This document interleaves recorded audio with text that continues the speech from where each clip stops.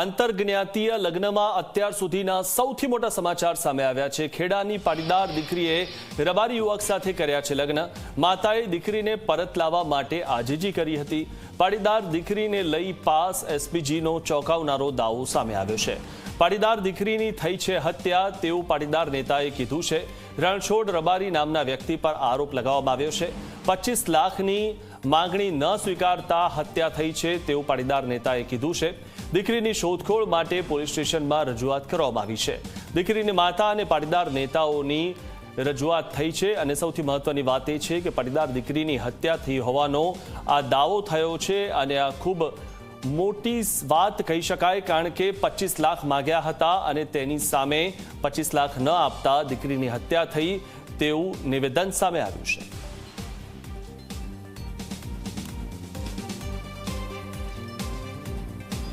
અમારી એક જ માંગણી છે કે દીકરીને કોઈ પણ સ્થિતિમાં અમારી સામે લાવવામાં આવે અને અમને પરત સોંપવામાં આવે।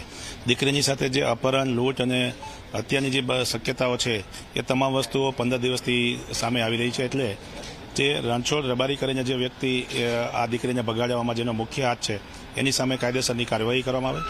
મોડાસા તાલુકાના પોલીસ સ્ટેશનના 3 પોલીસ અધિકારીઓ સામે પણ કાર્યવાહી કરવામાં આવે અને સાથે સાથે દીકરીને બગાડવામાં જે લોકો સામેલ છે એ તમામ સામે કાર્યવાહી કરીને ગુનો દાખલ કરવામાં આવે।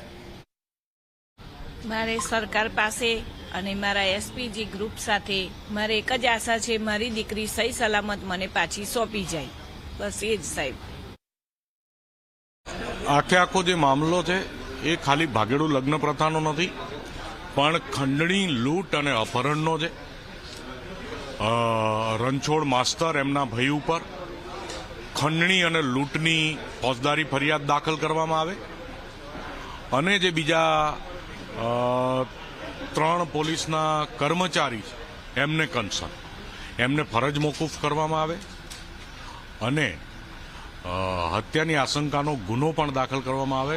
સરકાર દ્વારા આ તાત્કાલિક અસરથી આ કાર્યવાહી કરવામાં આવે અને જે સરકારી કર્મચારીઓ આમાં જે ખેલ કરી રહ્યા છે એ સરકારી કર્મચારીઓને હું કહું છું કે દીકરીને કંઈ પણ થયું કે દીકરી પરત ના મળી તો હું તમારી 5-5ની નોકરી 100% ખાઈ જઈશ।